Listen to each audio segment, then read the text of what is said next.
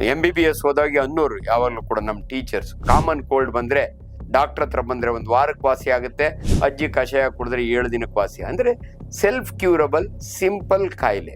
ಇದೇ ಚಳಿಗಾಲದಲ್ಲಿ, ಅದರಲ್ಲೂ ಮಳೆಗಾಲದಲ್ಲಿ ಇನ್ನೊಂದು ವೈರಸ್, ಮೋಸ್ಟ್ ಡೇಂಜರಸ್ ವೈರಸ್, ಅದನ್ನ ಡೆಂಗ್ಯೂ ಫೀವರ್ ಅಂತೀವಿ ನಾವು. ಡೆಂಗ್ಯೂ ಜ್ವರ ಬಂದಾಗೆ ನಾವೇ ಎದುರ್ಕೋತೀವಿ ಡಾಕ್ಟರ್ಗಳು. ಅಂದ್ರೆ ಅದನ್ನ ಟಿವಿ ಒಳಗೆಲ್ಲ ಅಡ್ವರ್ಟೈಸ್ಮೆಂಟ್ ಎಷ್ಟು ಬಂದು ಹೇಳ್ತಾರೆ, ನಿಮ್ಮ ಮಗಳು ಶಾಲೆಗೆ ಹೋಗಿರ್ತಾಳೆ, ಆರಾಮಾಗಿ ಇರ್ತಾಳೆ, 12ವರೆಗೆ ಜ್ವರ ಬರುತ್ತೆ, ಸುಸ್ತು ಅಂತಾಳೆ, ನೀವು ಹೋಗೋಷ್ಟೊತ್ತಿಗೆ ಆಲ್ರೆಡಿ ಡ್ರಿಪ್ ಹಾಕಿರ್ತಾರೆ, ಸಾಯಂಕಾಲದಷ್ಟೊತ್ತಿಗೆ ಮಗು ಸೀರಿಯಸ್ ಆಗುತ್ತೆ, ನೆಕ್ಸ್ಟ್ ಡೇ ನೋಡಿದರೆ ಫೋಟೋ ಬರುತ್ತೆ ಟಿವಿ ಒಳಗೆ, ನೆನ್ನೆ ಚೆನ್ನಾಗಿದ್ದು ಹುಡುಗಿ ಸತ್ತೋದ್ಲು ಅಂತ. ಅದಕ್ಕೆ ನಾನು ಅವಲೇ ಬಿಗಿನಿಂಗ್ನಾಗ ಹೇಳಿದೆ, ಡೆಂಗ್ಯೂ ಒಳಗೆ ಡೆತ್ ಆಗೋ ಚಾನ್ಸ್. ನನ್ನ ಬಾಯಿಂದ ಬಂದರೆ ಶಂಕದಿಂದ ತೀರ್ಥ ಬಂದಂಗೆ. We are all qualified people's.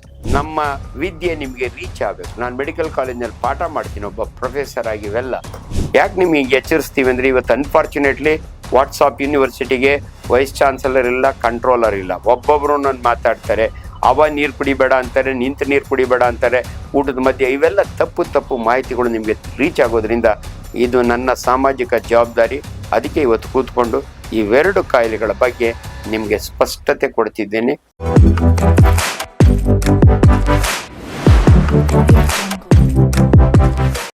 ನಮಸ್ಕಾರ, doctor Anjanappa, senior surgeon, ಗ್ಯಾಸ್ಟ್ರಾಂಟ್ರಾಲಜಿಸ್ಟ್.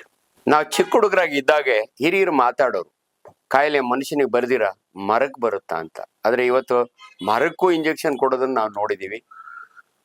But ನಾನಿವತ್ತು ಏನು ಹೇಳಕ್ ಹೊರಟಿದ್ದೀನಿ ಅಂದರೆ, ಈ ಕಾಯಿಲೆಗಳಲ್ಲಿ ಬ್ರಾಡ್ಲಿ 2 ಟೈಪ್. ಒಂದು ಕಮ್ಯುನಿಕೇಬಲ್ ಡಿಸೀಸ್, ಅಂದರೆ ಸಾಂಕ್ರಾಮಿಕ ರೋಗಗಳು. ಇನ್ನೊಂದು ಸಾಂಕ್ರಾಮಿಕ ಅಲ್ಲದಂಥ ಕಾಯಿಲೆಗಳು. ಹಾರ್ಟ್ ಅಟ್ಯಾಕ್ ಆಗೋದು, BP ಬರೋದು, ಥೈರಾಯ್ಡ್ ಬರೋದು, ಅದೆಲ್ಲ ಅವ್ರವ್ರ ಪರ್ಸನಿಗೆ ಬರುತ್ತೆ. ಅದನ್ನು ಒಬ್ಬರಿಂದ ಒಬ್ಬರಿಗೆ ಹರಡುವಲ್ಲ. ಒಬ್ಬರಿಂದ ಒಬ್ಬರಿಗೆ ಹರಡುವಂಥ ಕಾಯಿಲೆನ ಸಾಂಕ್ರಾಮಿಕ ರೋಗ ಅಂತೀವಿ. ಅದರಲ್ಲಿ ಬ್ಯಾಕ್ಟೀರಿಯಲ್ ಕಾಯಿಲೆ ಇದ್ದಾವೆ, ವೈರಲ್ ಕಾಯಿಲೆ ಇದ್ದಾವೆ, ಪ್ರೋಟೋಸೋವಲ್ ಕಾಯಿಲೆ ಇದ್ದಾವೆ, ಅನೇಕ.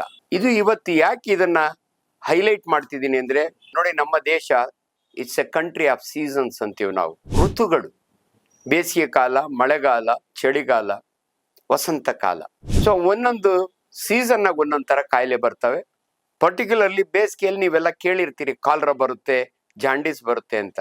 ಬಟ್ ಇವತ್ತು ಚಳಿಗಾಲ, ಮಳೆಗಾಲ, ನೆನ್ನೆ ಮೊನ್ನೆಯಿಂದ ಎಲ್ಲ ಕಡೆ ಮಳೆ, ಎಲ್ಲಿ ನೋಡಿದ್ರು ನೀರು.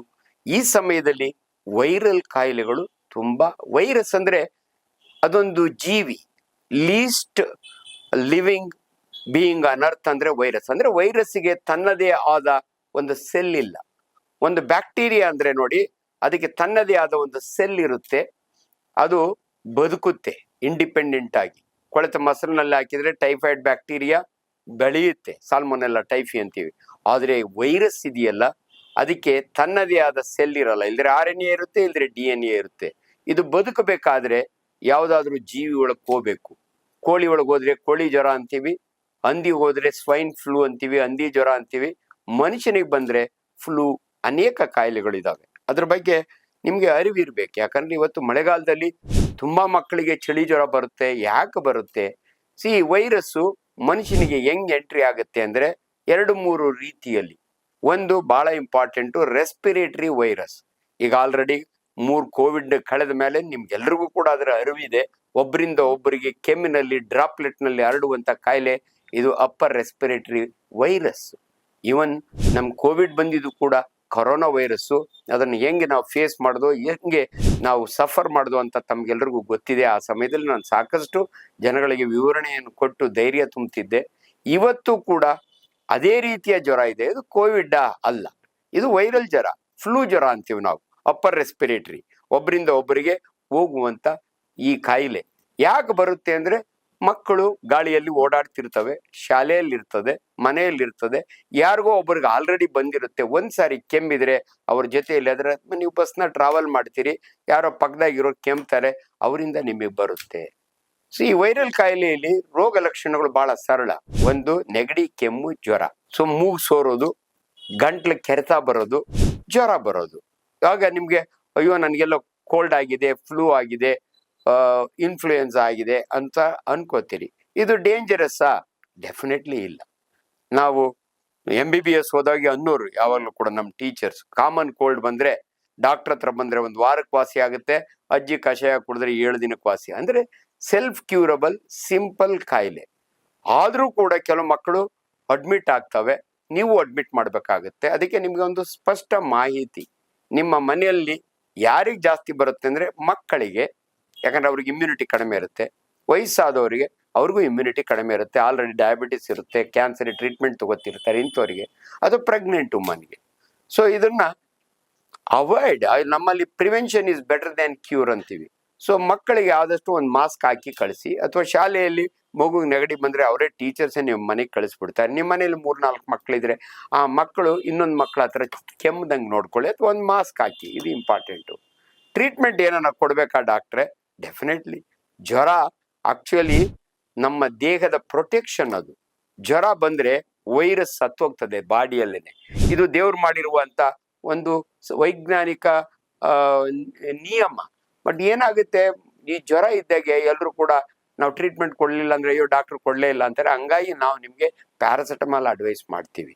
ಯಾಕಂದ್ರೆ ಕೆಲವು ಮಕ್ಕಳಿಗೆ, ಅದ್ರೊಳಗೆ ಚಿಕ್ಕ ಮಕ್ಕಳಿಗೆ 104 ಡಿಗ್ರಿ ಟೆಂಪರೇಚರ್ ಹೋದ್ರೆ ಫಿಟ್ಸ್ ಬರುತ್ತೆ, ಫೆಬ್ರೈಲ್ ಕನ್ವಲ್ಷನ್ಸ್ ಅಂತೀವಿ. ಆದ್ರಿಂದ ದಯವಿಟ್ಟು ನಿಮ್ಮ ಮನೆಯಲ್ಲಿ ಡಾಕ್ಟರ್ ಹತ್ರ ಹೋಗೋದಕ್ಕಿಂತ ಮೊದಲೇ ಪ್ರತಿ ಮನೆಯಲ್ಲಿ ಕ್ರೋಸಿನ್ ಇದ್ದೇ ಇರುತ್ತೆ, ಇಟ್ಕೋಬೇಕು ನೀವು. ಪ್ಯಾರಾಸಿಟಮಾಲ್ 1-2 ಸ್ಪೂನ್ ಹಾಕಿದ್ರೆ ಜ್ವರ ಕಡಿಮೆ ಆಗುತ್ತೆ. ನೆಗಡಿ ವೈರಸ್ ನಿಂದ ಬರೋದ್ರಿಂದ ಆಂಟಿ ವೈರಲ್ ಡ್ರಗ್ಸ್ ಇಲ್ಲ.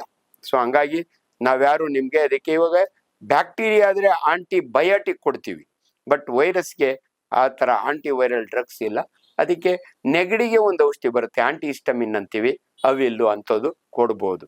ಎಲ್ಲಿವರೆಗೂ ನೀವು ನೋಡ್ಬೋದು, 1-2 ದಿನ 3 ದಿನ ಕಡಿಮೆ ಆಗುತ್ತೆ, 1 ವಾರದಲ್ಲಿ ವಾಸಿ ಆಗುತ್ತೆ. ಬೈ ಚಾನ್ಸ್ 2 ದಿನ ಆದ್ಮೇಲೂ ಕೂಡ ನಿಮ್ಮ ಮಗುಗೆ ಜ್ವರ ಜಾಸ್ತಿ ಆಯ್ತು, ತುಂಬಾ ಸುಸ್ತಾಯ್ತು, ವಯಸ್ಸಾದವರಿಗೆ ಬಹಳ ಯಾಕೋ ತಡ್ಕೋತಿಲ್ಲ ಅಂದ್ರೆ ನೆಕ್ಸ್ಟ್ ಕಾಂಪ್ಲಿಕೇಶನ್ ಅಂತೀವಿ ನಾವು, ನ್ಯೂಮೋನಿಯಾ ಆಗ್ಬೋದು, ಅಥವಾ ಈ upper respiratory infection, lower respiratory ಲಂಗ್ಸ್ಗೆ ಹೋಗ್ಬೋದು, ಬ್ರಾಂಕೈಟಿಸ್ ಅಂತೀವಿ ನಾವು, ನ್ಯೂಮೋನಿಯಾ ಅಂತೀವಿ. ಸೊ ಹಂಗಾದಾಗ ನೀವು ಅಂತ ಪೇಷಂಟ್ನ ನೀವು ಡಾಕ್ಟರ್ ಹತ್ರ ತೋರಿಸಿ, ಅಡ್ಮಿಷನ್ ಬೇಕಾ, ಅಥವಾ ಆಂಟಿಬಯೋಟಿಕ್ ಬೇಕಾ, ಅಥವಾ IV ಆಂಟಿಬಯೋಟಿಕ್ ಬೇಕಾ, ತೀರಾ ಸೀರಿಯಸ್ ಆದ ಪೇಷಂಟ್ಗೆ ಏನಾದರೂ ಅಡ್ಮಿಟ್ ಮಾಡಿ ಡ್ರಿಪ್ ಹಾಕ್ಬೇಕಾ, ICUಗೆ ಹಾಕ್ಬೇಕಾ, ಇವೆಲ್ಲ ನಾವು ಡಿಸೈಡ್ ಮಾಡ್ತೀವಿ, ನೀವು ಹೆದರ್ಕೊಳಕ್ ಹೋಗಬೇಡಿ. ಆದ್ರಿಂದ ಈ ಕಾಮನ್ ಕೋಲ್ಡ್ ಅಥವಾ ಅಪ್ಪರ್ ರೆಸ್ಪಿರೇಟರಿ ವೈರಲ್ ಇನ್ಫೆಕ್ಷನ್ ಈ ಸೀಸನ್ ಅಲ್ಲಿ ಬಹಳ ಕಾಮನ್. ಆದ್ರಿಂದ ಮಕ್ಕಳಿಗೆ ದಯವಿಟ್ಟು ಬೆಚ್ಚಗಿರೋ ಬಟ್ಟೆ ಹಾಕಿ, ನಿಮ್ಮ ಮಗು ಮಳೆಯಲ್ಲಿ ನೆನೆದು ಬಂದ್ರೆ ತಕ್ಷಣ ತಲೆ ಎಲ್ಲ ಒರೆಸಿ ಮೈ ಬಿಸಿ ಮಾಡಿ ಬಟ್ಟೆ ಚೇಂಜ್ ಮಾಡಿ. ಹಿರಿಯರಿಗೆ ಆದಷ್ಟು ಬೆಳಗ್ಗೆ ಚಳಿ ಒಳಗೆ ವಾಕಿಂಗ್ ಹೋಗ್ಬೇಡಿ ಅಂತ ಹೇಳಿ. ಸೊ ಇವೆಲ್ಲ ಇನ್ಸ್ಟ್ರಕ್ಷನ್ಸ್. ಸೊ ನಾನು ವೈರಸ್ ಅಂದ ತಕ್ಷಣನೇ ಒಂದು ಕಾಮನ್ ವೈರಸ್ ಬಗ್ಗೆ ಹೇಳಿದೆ. ಇದೇ ಚಳಿಗಾಲದಲ್ಲಿ, ಅದರಲ್ಲೂ ಮಳೆಗಾಲದಲ್ಲಿ ಇನ್ನೊಂದು ವೈರಸ್ಸು, ಮೋಸ್ಟ್ ಡೇಂಜರಸ್ ವೈರಸ್ಸು, ಅದನ್ನ ಡೆಂಗ್ಯೂ ಫೀವರ್ ಅಂತೀವಿ ನಾವು. ಸೊ ನಿಮ್ಗೆ ಡೆಂಗ್ಯೂ ಜ್ವರ ಬಂದಾಗೆ ನಾವೇ ಎದುರ್ಕೋತೀವಿ ಡಾಕ್ಟರ್ಗಳು. ಅಂದ್ರೆ ಯಾವುದೇ ಜ್ವರಗಳಲ್ಲಿ 108 ತರ, ಮಲೇರಿಯಾ ಜ್ವರ ಇರ್ಬೋದು, ಟೈಫಾಯ್ಡ್ ಜ್ವರ ಇರ್ಬೋದು, ಪೈರೆಕ್ಸಿಯಾ ಆಫ್ ಅನ್ನೋನ್ ಆರಿಜಿನ್ ಇರ್ಬೋದು, ಡೆಂಗ್ಯೂ ಜ್ವರ ಇರ್ಬೋದು, ಇವೆಲ್ಲ varieties of fever, Salmonella, typhoid ಜ್ವರ ಇರ್ಬೋದು. ಬಟ್ ನಾವು ವೈದ್ಯರು ಸ್ವಲ್ಪ ಕೇರ್ಫುಲ್ ಆಗಿರೋದು ಅಂದ್ರೆ ಡೆಂಗ್ಯೂ ಜ್ವರ. ಹಿಂಗಂದ್ರೆ ಏನ್ರಿ ಡಾಕ್ಟ್ರೆ? ಬಹಳ ಸರಳ, ಇದು ಒಂದು ವೈರಲ್ ಡಿಸೀಸು. ಇದೇನಂದ್ರೆ ಒಂದು ಸೊಳ್ಳೆ ಕಚ್ಚುವುದರಿಂದ ಬರುತ್ತೆ. ಇದು ವೆಕ್ಟಾರ್ ಅಂತೀವಿ ನಾವು. ಯಾವುದೇ ಒಂದು ಮದ್ಯ ಸೊಳ್ಳೆ ಒಂದು ಮನುಷ್ಯನಿಗೆ ಕಡಿದು ಅವ್ರಿಗೇನ ಅಂದ್ರೆ ಕಚ್ಚಿ ಆ ಬ್ಲಡ್ ಅನ್ನ ತಂದು ತಿರುಗಿ ಒಂದು ಇನ್ನೊಬ್ರಿಗೆ ಕಚ್ಚಿದಾಗೆ ಅಲ್ಲಿರೋ ವೈರಸ್ಸು ಇವ್ರಿಗೆ ಬರುತ್ತೆ. ಇದನ್ನ ಡೆಂಗ್ಯೂ ಫೀವರ್ ಅಂತೀವಿ ನಾವು. ಸೊ ಇದು ವೈರಸ್, ಇದು ಈ ಡೆಂಗ್ಯೂ ವೈರಸ್ಸು. ಇದನ್ನ ಕಚ್ಚೋ ಸೊಳ್ಳೆಗಳು ನೋಡಿದ್ರೆ ನಮ್ಮ ಜೊತೆಲಿ ಇದ್ದೇ ಇರ್ತವೆ. ಆಮೇಲೆ ಇನ್ನೊಂದು ನಾನು ಅವೆಲ್ಲ ಹೇಳಿದೆ, ನಾವ್ ಹೆಂಗ್ ಬದುಕ್ತಿವೋ ಭೂಮಿಯ ಮೇಲೆ ಸೊಳ್ಳೆಗೂ ಅಧಿಕಾರ ಇದೆ, ವೈರಸ್ಗೂ ಅಧಿಕಾರ ಇದೆ. ಏನಂದ್ರೆ ವೈರಸ್ ಇಂಡಿಪೆಂಡೆಂಟ್ ಆಗಿ ಬದುಕಕ್ಕಾಗಲ್ಲ, ಅದಕ್ಕೆ ಮನುಷ್ಯನೊಳಗೆ ಬರುತ್ತೆ. ಈ ಸೊಳ್ಳೆ ಇದೆಯಲ್ಲ, ಇದು ಒಂದು ವಿಶೇಷವಾದ ಸೊಳ್ಳೆ. ಇದು ಟೈಗರ್ ಸೊಳ್ಳೆ ಅಂತೀವಿ ನಾವು. ಯಾಕಂದ್ರೆ ಹುಲಿಗೆ ಮೇಲೆ ಹೆಂಗೆ ಪಟ್ಟೆ ಇರುತ್ತೋ ಹಂಗೆ ಈ ಸೊಳ್ಳೆ ಮೇಲೆ ಪಟ್ಟೆ ಇರೋದ್ರಿಂದ ಟೈಗರ್ ಸೊಳ್ಳೆ ಅಂತೀವಿ ನಾವು ಇದನ್ನ. ಸೊ ಇದು ನೋಡಿ, ಅನಾಫಿಲಿಸ್ ಮಸ್ಕಿಟೋ ರಾತ್ರಿ ಹೊತ್ತು ಕಚ್ಚುತ್ತೆ, ಅದರಿಂದ ಮಲೇರಿಯಾ ಕಾಯಿಲೆ ಬರುತ್ತೆ. ಅದು ವೈರಲ್ ಕಾಯಿಲೆ ಅಲ್ಲ, ಪ್ಲಾಸ್ಮೋಡಿಯಂ ಇದು ಜ್ವರ ಅಂತೀವಿ ನಾವು. ಇದು ವೈರಸ್ ತರುವಂತ ಸೊಳ್ಳೆಗೆ ಈಡಿಸ್ ಮಸ್ಕಿಟೋ ಅಂತೀವಿ. ಈಡಿಸ್ ಈಜಿಪ್ಷಿಯೆ ಇದರ ಬಯೋಲಾಜಿಕಲ್ ನೇಮ್. ಇದು ಎಲ್ಲಿ ಮೊಟ್ಟೆ ಇಡುತ್ತೆ ಅಂದ್ರೆ, ಇದು ನಿಮ್ಗೆ ಇಂಪಾರ್ಟೆಂಟು ನೋಡಿ. ಮಳೆ ನೆನ್ನೆ ಬಂದಿತ್ತು, ನಿಂತೋಗಿದೆ. ನಿಮ್ದು ದೊಡ್ಡ ಮನೆ ಕಾಂಪೌಂಡ್ ಇರುತ್ತೆ, ಅಥವಾ ನಿಮ್ ಬೀದಿ ಒಳಗೆ ದಾರಿ ಒಳಗೆ ಚಿಪ್ ಇರುತ್ತೆ, ಒಂದು ಹಳ್ಳ ಇರುತ್ತೆ, ಅಲ್ಲಿ ನೀರು ನಿಂತ್ಕೊಳ್ಳುತ್ತೆ. ನಿಮ್ಮ ಮನೆಯಿಂದ ಬಕೆಟ್ನೊಳಗೆ ನೀರು ಇಟ್ಟಿರ್ತೀರಿ, ಹಳ್ಳಿಗಳಲ್ಲಿ ನೀರು ಇಟ್ಟಿರ್ತಾರೆ. ಸೊ ಈ ನೀಟ್ ವಾಟರ್ ಅಂದ್ರೆ ಕ್ಲೀನ್ ವಾಟರ್ ನಲ್ಲಿ ಮೊಟ್ಟೆ ಇಡೋ ಸೊಳ್ಳೆ ಈ ಈಡಿಸ್ ಮಸ್ಕಿಟೋ. ಇದು ಮೋರಿ ಒಳಗೆ ಮೊಟ್ಟೆ ಇಡೋದಿಲ್ಲ. ಅದರಿಂದ ದಯವಿಟ್ಟು ಈ ಸೊಳ್ಳೆಯಿಂದ ನೀವು ತಪ್ಪಿಸ್ಕೋಬೇಕು ಅಂದ್ರೆ ಅದ್ರ ಬ್ರೀಡಿಂಗ್ ಅಂತೀವಿ, ಅದು ಮೊಟ್ಟೆ ಇಡುತ್ತಲ್ಲ, ನಿಮ್ ಮನೆ ಸುತ್ತಮುತ್ತ ಇರೋ ನೀರನ್ನ ಚೆಲ್ಬಿಡಿ. ಅದನ್ನ ಟಿವಿ ಒಳಗೆಲ್ಲ ಅಡ್ವರ್ಟೈಸ್ಮೆಂಟ್ ಎಷ್ಟು ಬಂದು ಹೇಳ್ತಾರೆ. ಅರ್ಥ ಆಯ್ತಾ ನಿಮ್ಗೆ? ಅರ್ಥ ಆಗ್ಲಿ, ಜವಾಬ್ದಾರಿ ಬರ್ಲಿ ಅಂತ ಟೈರು ಟ್ಯೂಬ್ ನಲ್ಲಿರೋ ನೀರನ್ನ ಚೆಲ್ಲಿ ಅವಾಗ ಮೊಟ್ಟೆ ಬ್ರೀಡ್ ಮಾಡ. ಅನ್ಫಾರ್ಚುನೇಟ್ಲಿ ಹಳ್ಳಿಗಳ ಕಡೆ ಶಾಲೆಯ ಪಕ್ಕದಲ್ಲೇ ಗದ್ದೆ ಜಮೀನು ಇರುತ್ತೆ, ಅದ್ರೊಳಗೆ ಮೊಟ್ಟೆ ಇಡುತ್ತೆ ಇದು. ಈ ಸೊಳ್ಳೆಯ ಇನ್ನೊಂದು ವಿಶೇಷ ಏನಂದ್ರೆ ಇದು ಹಗಲು ಕಚ್ಚುವ ಸೊಳ್ಳೆ, ರಾತ್ರಿ ಹೊತ್ತು ಕಚ್ಚಲ್ಲ. ಹಂಗಾಗಿ ನೀವು ಮಸ್ಕಿಟೋ ಕರ್ಟನ್ ಹಾಕೊಂಡು ನೀವು ಪ್ರೊಟೆಕ್ಟ್ ಮಾಡ್ಕೊಳಕ್ ಆಗಲ್ಲ.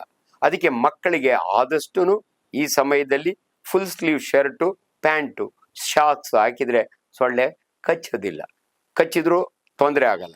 ಎರಡನೇದು, ಇದು ಬಹಳ ಸ್ಮಾರ್ಟ್ ಸೊಳ್ಳೆ. ಇದು ನೀವು ಕೂತಿದ್ರೆ ಹಿಂದ್ಗಡೆಯಿಂದ ಬಂದು ಕಚ್ಚುತ್ತೆ ನಿಮ್ಮ ಮೊಣಕೈ, ಕಾಲು. ಸೊ ಅದಕ್ಕೆ ಅಗಲತ್ ಕಚ್ಚುವ ಸೊಳ್ಳೆಯಿಂದ ಬರೋ ಈ ಕಾಯಿಲೆ ಒಂದು ಇದೇನಂದ್ರೆ, ನಿಮ್ಮ ಮಗಳು ಶಾಲೆಗೆ ಹೋಗಿರ್ತಾಳೆ, ಆರಾಮಾಗಿ ಇರ್ತಾಳೆ, 12ವರೆಗೆ ಜ್ವರ ಬರುತ್ತೆ, ಸುಸ್ತು ಅಂತಾಳೆ. ಟೀಚರ್ಸ್ ನೋಡಿ ಅಲ್ಲೇ ಹತ್ರ ಇರೋ ಹಾಸ್ಪಿಟ್ಲಿಗೆ ಅಡ್ಮಿಟ್ ಮಾಡ್ತಾರೆ, ನಿಮ್ಮ ಮನೆಗೆ ಫೋನ್ ಮಾಡ್ತಾರೆ. ನೀವು ಹೋಗೋಷ್ಟೊತ್ತಿಗೆ ಆಲ್ರೆಡಿ ಡ್ರಿಪ್ ಹಾಕಿರ್ತಾರೆ. ಸಾಯಂಕಾಲದಷ್ಟೊತ್ತಿಗೆ ಮಗು ಸೀರಿಯಸ್ ಆಗುತ್ತೆ.